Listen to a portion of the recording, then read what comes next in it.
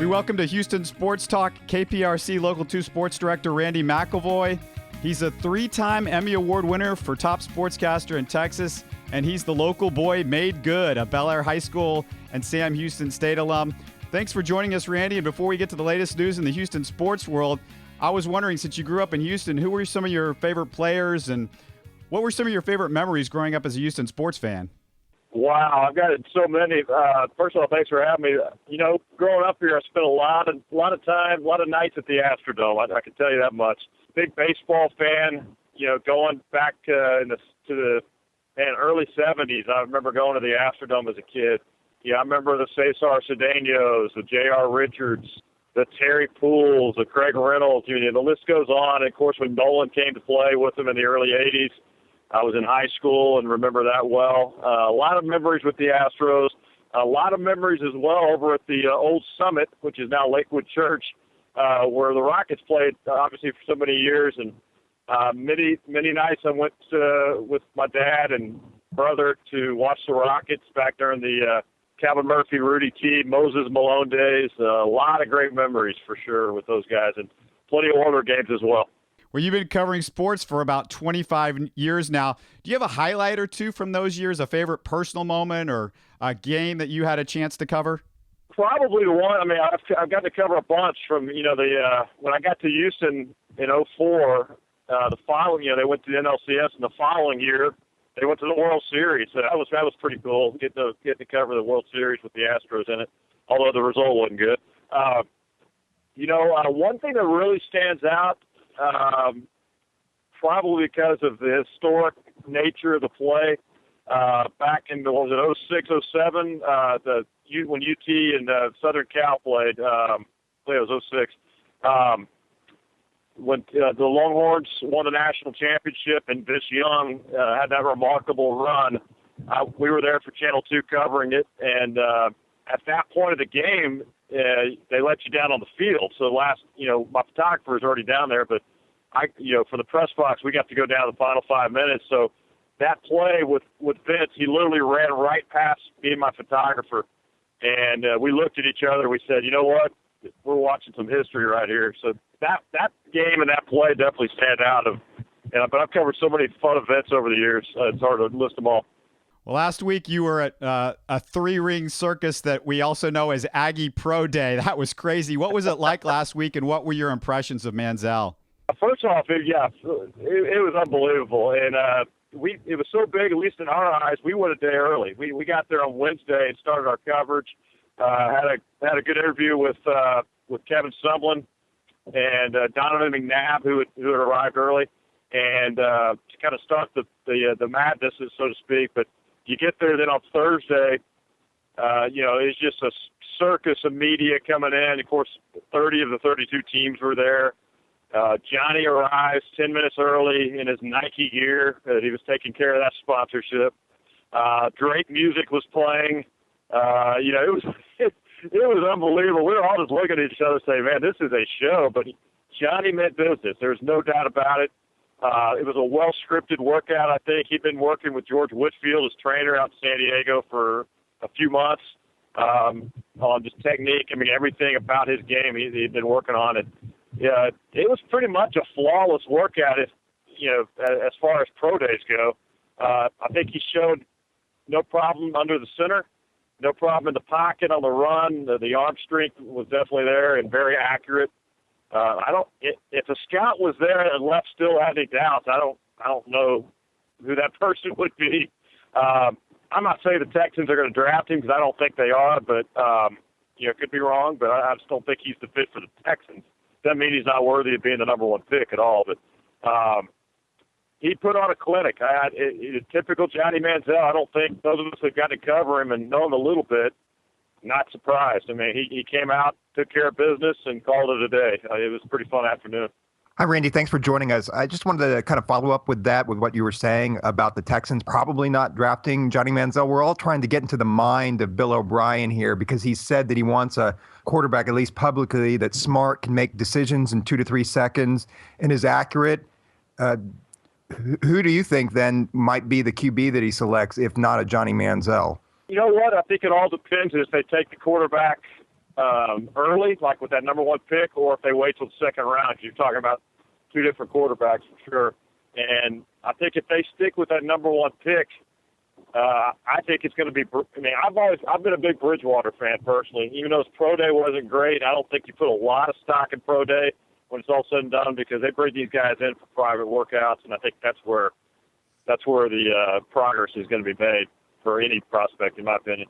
Bortles is intriguing because of his size and his upside. I think he's a little bit more raw. So if they draft him, obviously I think it'll take a little bit longer. But I think Bridgewater could come in and I think get a grasp of it. I think he's the most NFL-ready quarterback. I don't know what the transition would be, the timing would be on that. But I think it'd be one of those two guys early. If they wait now till the second round, say they take Clowney or maybe an offensive lineman or whatever, and they wait till the second round, then you got some more options. And even like a Jimmy Garoppolo is a guy that I keep reading is intriguing. It's got some really good skills, and he's that early second-round guy. He's in that model. I don't think they would take Derek Carr because of the name itself. But I'll tell you what, Derek Carr, wherever he lands, I think he's going to be a really good NFL quarterback. Do you think that the Texans might trade the pick as well? There's been some talk of that in the last week. Yeah, possibility. I think everything's out on the table right now because I don't think they've made their mind up. I think a lot of people, you see the so-called experts go out there, local and national, saying, oh, they've decided. And it's like, no, they haven't made any decisions. I guarantee you they haven't made decisions. They're still bringing guys in. It's still early in the process. The draft's not till May 8th. No decisions have been made, and I think it's going to be another several weeks for sure before anything is really probably narrowed down and from what I'm being told. I want to switch to the tournament real quick, and the Harrison twins, the Houston guys with the great NCAA tournament. But the thing that caught my ear as I was listening to the broadcast yesterday is they kept saying the Final Four was in North Texas. And I know you lived in the Metroplex for many years, and I've never heard Arlington as referenced as North Texas. I don't know what the deal was, but did you catch that? Yeah, I did. I've heard that reference now and then when they won't say Dallas Fort Worth or whatever, they call it North Texas. It's kind of an odd thing, but the fact is it's in Arlington. That's where the big stadium is. Even when the Cowboys during the Dallas Cowboys season, those announcers generally refuse to say Arlington for some reason, but it is what it is. That's where the stadium is. Yeah, it's really incredible because Arlington, if you start ranking it as, it's actually one of the bigger cities of some of the major market cities in the country. People don't realize that. Yeah. Also, with the Rockets last week, it was a rough week. Patrick Beverley, most likely done for the season. How far do you think they could have gotten with him? And what's your expectation for them if he can't play the rest of the season? How far can the Rockets go? I'll tell you what, that's a big blow. We talked about it on our show Sunday night on Sports Sunday. It's, without Pat and without the White situation, he's going to be back. It's a matter how long he might have to sit out. I mean, he told the Clippers announcer it could be up to 10 days. So, they need Pat Beverley out there because I think it's a major drop-off in that position. No knock on Jeremy Lin, but the fact is he's not a good defensive player. And I think we saw it the other night. They had to kind of change their defensive scheme against the Clippers. And they need Pat Beverley, man, for many reasons out there. He can score for you when needed, but he's just one of those edgy players I think Kevin McHale likes to have on the floor. He's going to let it all out there. I think it's an aggressive style the Rockets need to be successful, and he's kind of a spark plug out there. With Pat and with obviously Dwight healthy and feeling good, I said it before. They have the potential and the talent to make it to the Western Conference Finals. I don't think they would have to upset somebody to get there. There's no doubt about it. But I think they've got the talent, and I think they can just clamp down defensively. That's been their problem: defensive turnovers all year. And if they could shore that up, they've got a chance to make a run to the Western Conference Finals, in my opinion. I think they're still a year or so away. They're still missing a piece to maybe be a title contender. But without those guys, I think every round's up for grabs, to be honest with you.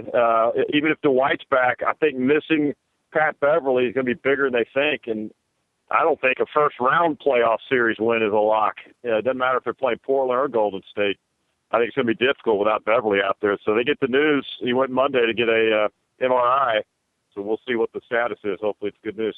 Yeah, hopefully Beverly can come back. Agree with you there on the playoffs. Speaking about the Astros, you mentioned your dome memories growing up and going to Astros games. And obviously it's been a rough last few years for the Astros. It's been a long time since that World Series in 2005. I want to know, after watching some of the young talent in spring training, what's stuck out for you in regards to the future? Is there a player or two that caught your eye? And what do you think about this upcoming season? Well, yeah, I was out there at camp for a few days and came on back. But I'll tell you what, who stood out, and I think you've seen it written already as well. I was very impressed with the poise and the maturity already from Carlos Correa, the young number one pick from a couple of years ago. He's only 19 years old. He's like 6'4". He's put on muscle. I mean, I think this guy's got superstar written all over him. He's not quite ready. He's going to go to high A, I believe, to start off. But, you know, it's his goal to move quickly through the ranks like this season. And, you know, he's aiming for a call-up in September. So that's kind of the track at least he's hoping for. I think the Astros want to see him develop and continue to develop. Carlos Correa is going to be an exciting player to watch. And it's good to know he's only 19. George Springer, I think, as advertised, he hit a monster home run. I think people saw the power he's got in San Antonio over the weekend against the Rangers. Another young talent. He's 23, 24, I believe. You know, he'll be AAA. So, honestly, I expect to see George Springer up here by June or July. I would be disappointed if he's not up here. I think they need to get him up here as soon as possible and get him going. And they've got some young pitchers coming through the ranks as well. I think Appel is next year, maybe the year after. So it's just more about patience right now. I do think this is going to be an improved team. Record-wise, I think they'll be bad. I'm not going to sugarcoat it. I don't think they're going to lose 100, 105 games. I don't think they're going to match last year. I think it's going to be a lower loss total, and that's progress. You know, as close as they can inch to 500, it would be a fantastic season. I think Jim Crane mentioned that recently too.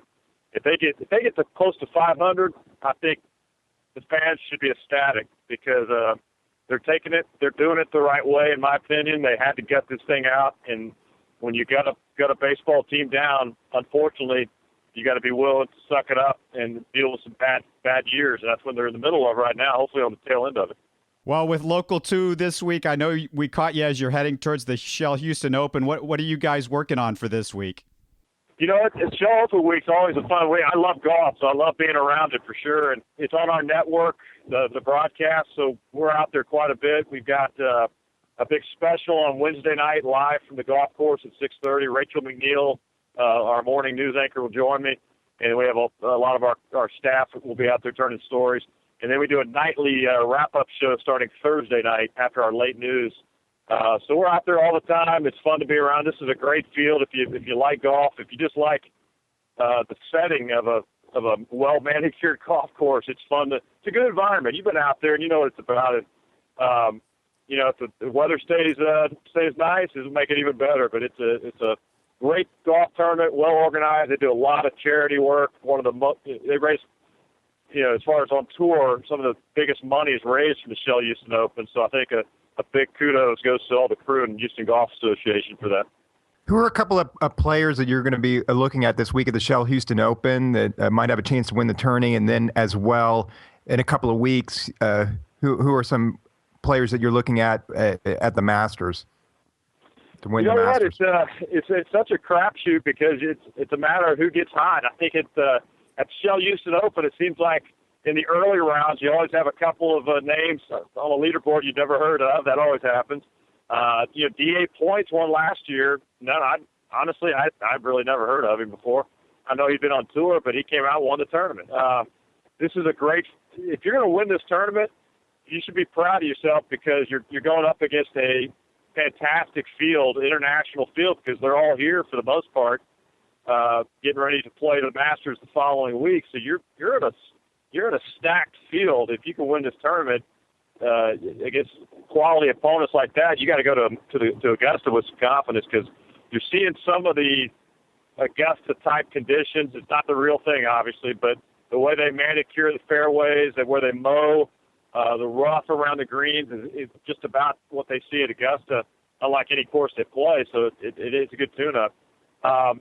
You got front swimmer guys who play well. I'd love to see McIlvoy. I'd love to see some big names make a run here this year. Hopefully Phil Mickelson will play. He's got that oblique injury, but Sergio Garcia, Roy McIlroy are in the tournament, and a host of others. Honestly, another fun pick would be, because he's played here in Houston this will mark his 26th consecutive year, is Jeff Maggart, who is the oldest player in the tournament. He's 50 years old. He's the oldest guy in the tournament, and he always plays well here at the Golf Club of Houston, formerly Redstone. I'd love to see Jeff Maggart make a little run. I think he's a fan favorite. The gallery will get around him and support him, and that makes for a fun weekend. So it's anyone's guess. A lot of big names are in it. It's going to be a lot of fun. Ernie Els, I think, is playing too. I'd like to see him do something. Enjoy your week out there, Randy. Should be great. You've been listening to KPRC Local 2 Sports Director Randy McIlvoy. You can catch him Monday through Friday at 6 and 10, and, of course, on Sports Sunday after the 10 o'clock news. Thanks again for joining us, Randy. You bet, guys. Thanks for having me.